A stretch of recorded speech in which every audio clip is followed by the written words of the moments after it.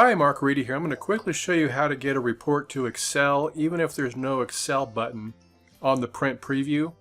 And a lot of our reports we had to remove the Excel button because dates were getting translated in Excel to numbers, and equipment numbers with dashes in them were getting converted to dates.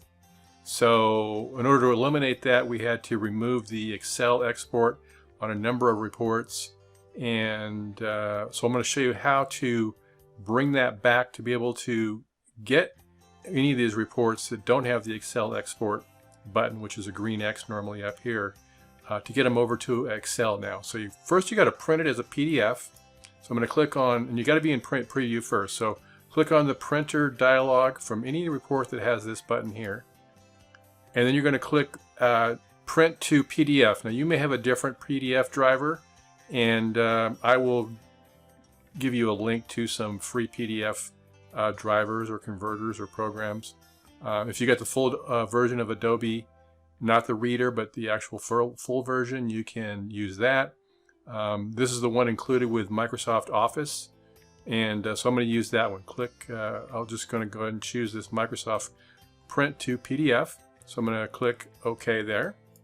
And so now it's asking me where I want to save it and give it a name. So this particular report is a periodic inspections due by equipment number. I'm going to go ahead and click save there. And I'm going to save that to the desktop just to make it easy to find. So now I'm just going to minimize this, come over to this is the PDF that was created. I can click to open that. I don't have Adobe on here, but it opens up in the browser, so we can see that's the PDF, and we can actually highlight stuff on that PDF, which you can't do in a report created in TATEMS. So let me go ahead and close that. Now what I'm using here is a free converter called PDF to Excel Converter.net. So I'm going to go ahead and just drag this PDF up to the upload button. And once it's done, you're going to see this button that says free download. So I'm going to click that, and I'm going to choose save as. And we'll go ahead and save that to the desktop as well. And so you can see it's finished downloading, and here is the exported Excel spreadsheet.